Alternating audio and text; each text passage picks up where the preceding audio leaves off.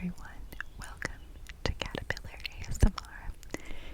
If you're not subscribed yet and you feel so inclined, I would really appreciate it if you would subscribe, hit the bell so you get notifications, and if you'd like, leave a comment too. Today's video is a close-up whispered true crime one, the case of Spierer, which is still unsolved.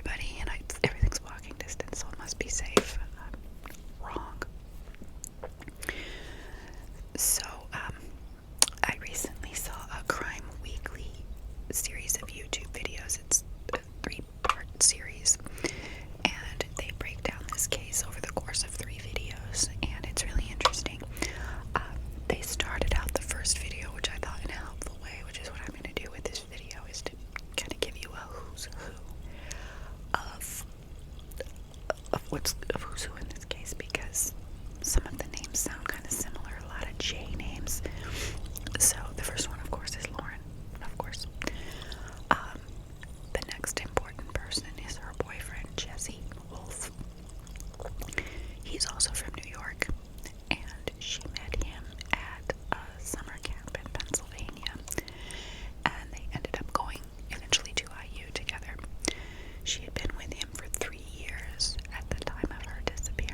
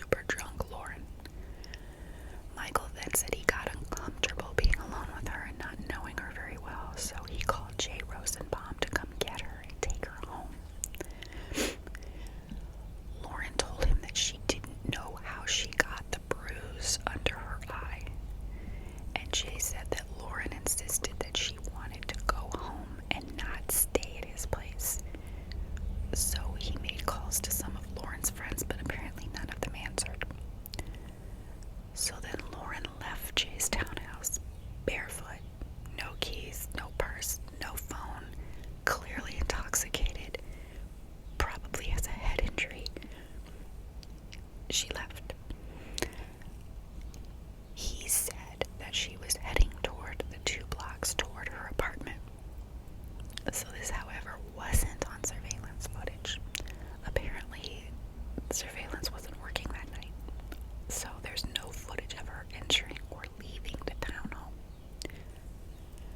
So the next day, boyfriend Jesse gets more worried and he calls Lauren's roommate saying he hasn't heard from her. He gets the key to her apartment and it looks like Lauren had never returned home. So Jesse then calls Lauren's parents and the police. Her parents traveled from New York to Bloomington, where they would stay until August. Massive searches began. Jesse, her boyfriend, helped search for a few days, but then his own parents came back from New York and basically whisked him away. Which, I know people think that looks like you're guilty, but I don't know. In this case, I think it's wise to lawyer up. I don't know who did what in this. I don't know who did this, but I can see how he would be a suspect, and if he really is innocent, it could look like he has motive.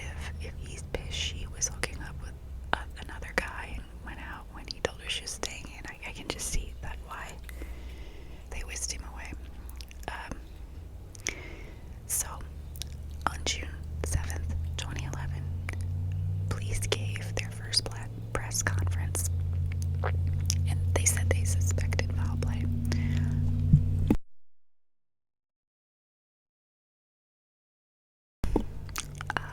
The police said that they never said that all the guys who we just talked about, they never said that any of them were suspects. But of course, chatter started. Celebrities like Stephen Colbert, Kim Kardashian, they shared tweets about the case. It was on America's Most Wanted. When police searched Lauren's apartment, they did find a small amount of cocaine in her apartment, and her heart condition meds were left there too.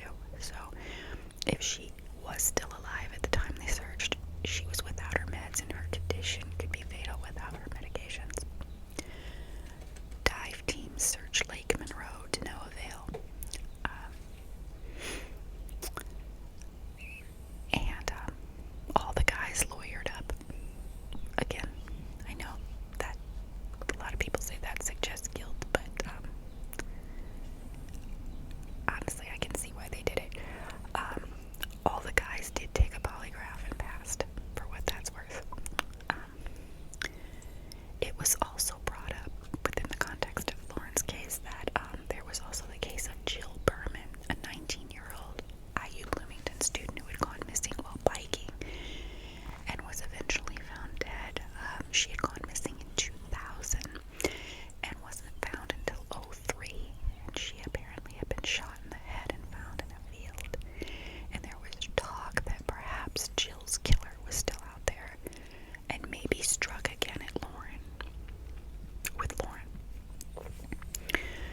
There was also a homeless man who was well known in the Bloomington community. His name was Road Dog.